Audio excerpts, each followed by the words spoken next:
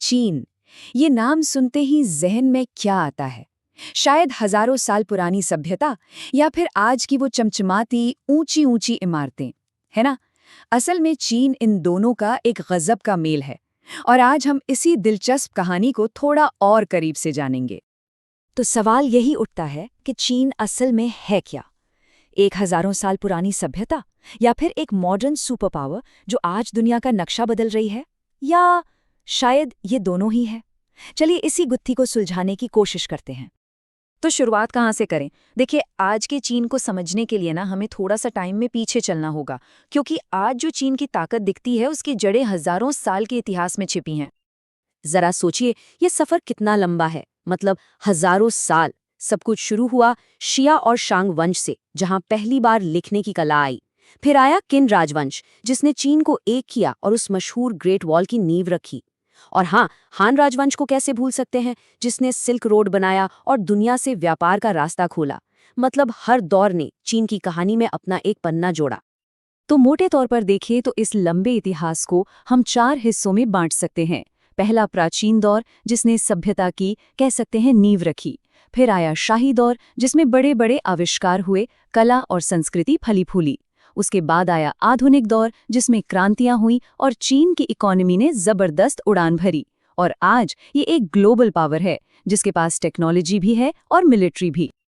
तो चलिए अब इतिहास से निकलकर सीधा आज में आते हैं। देखते हैं कि उस मजबूत नींव पर आज का चीन एक ग्लोबल सुपर पावर बनकर कैसे खड़ा है। आज की सच्चाई ये है कि चीन दुनिया की दूसरी सबसे बड़ी अर्थव्यवस्था है। जी हाँ, नंबर 2 पर, अमेरिका के ठीक बाद। और ये जो फासला है ना, ये लगातार कम होता जा रहा है। और आबादी करीब करीब 140 करोड़ लोग। जरा सोचिए, इसका मतलब है कि दुनिया का हर छठा इंसान चीन में रहता है। ये आबादी ही अपने आप में एक बहुत बड़ी ताकत है। अब सवाल ये है कि इतनी बड़े देश को चलाता कौन है? तो यहाँ पर है एक पार्टी सिस्टम। मतलब 1949 से ही देश की बागडोर चीनी कम्युनिस्ट पार्टी के हाथ में है। देश के सारे बड़े फैसले यही पार्टी लेती है। और इस जबरदस्त इकोनॉमी का इंजन क्या है? वो है यहाँ के बड़े बड़े उद्योग। हमारे हाथ में जो मोबाइल फोन है, उससे लेकर आने वाले कल की टेक्नोलॉजी, जैसे कि आर्टिफिशियल इंटेलिजेंस और रोबोटिक्स, हर चीज में चीन आज एक बहुत बड़ा खिलाड़ी बन चुका है। और इसी का नतीजा है कि आज हुआवे, अलीबाबा, टेंसेंट और शाओमी जैसे नाम दुनिया के कोने कोने में जाने जाते हैं। ये सिर्फ कंपनियां नहीं हैं, ये चीन की टेक्नोलॉजिकल पावर का चेहरा बन चुकी हैं। लेकिन चीन की ताकत सिर्फ फैक्ट्रियों या गैजेट्स तक ही सीमित नहीं है। वो इस पैसे को जमीन पर भी उतार रहे हैं। कैसे? दुनिया का सबसे बड़ा हाई स्पीड रेल नेटवर्क बनाकर, या फिर बेल्ट एंड रोड इनिशिएटिव जैसे विशाल प्रोजेक्ट्स के जरिए, जो एशिया, यूरोप और अफ्रीका को नए व्यापारिक रास्तों से जोड़ रहा है। मतलब गेम ही बदल रहा है। और जमीन तो छोड़िए, चीन की नजरें अब आसमान पर हैं। उनका अपना स्पेस स्टेशन है, जिसका नाम त्यांगोंग है। और वो चांद पर भी कामयाब मिशन भेज चुके हैं। तो साफ है, स्पेस की रेस में भी चीन अब एक बहुत बड़ी ताकत है। लेकिन हर चमकती चीज सोना नहीं होती।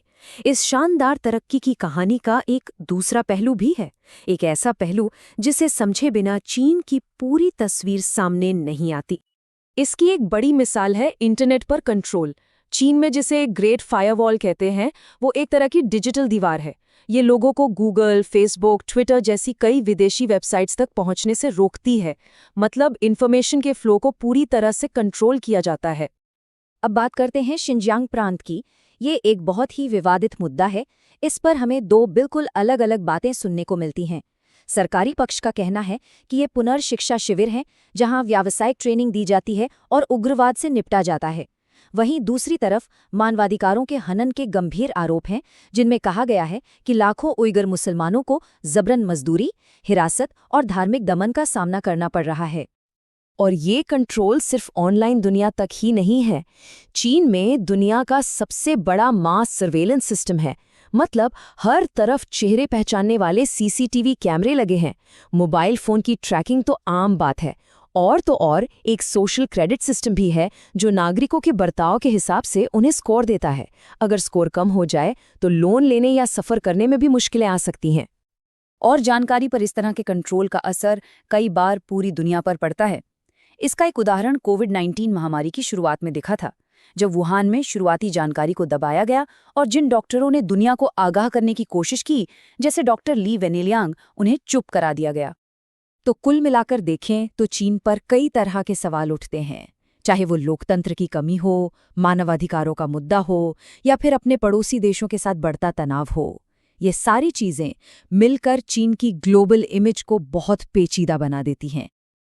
और यहीं पर हम आज के चीन के सबसे बड़े विरोधाभास पर आकर खड़े हो जाते हैं। एक तरफ तो है जबरदस्त आर्थिक तरक्की, एक इकोनॉमिक मिरेकल, और दूसरी तरफ है व्यक्तिगत आज़ादी पर लगी कड़ी पाबंदियां। और इसीलिए चीन का भविष्य सिर्फ उसका अपना नहीं है। सवाल ये है कि ये जो एक प्राचीन सभ्यता और एक मॉडर्न सुपर पावर का मेल है, ये आने वाले वक्त में दुनिया को किस दिशा में लेकर जाएगा? यकीन मानिए इसका जवाब हम सबके भविष्य पर असर डालेगा।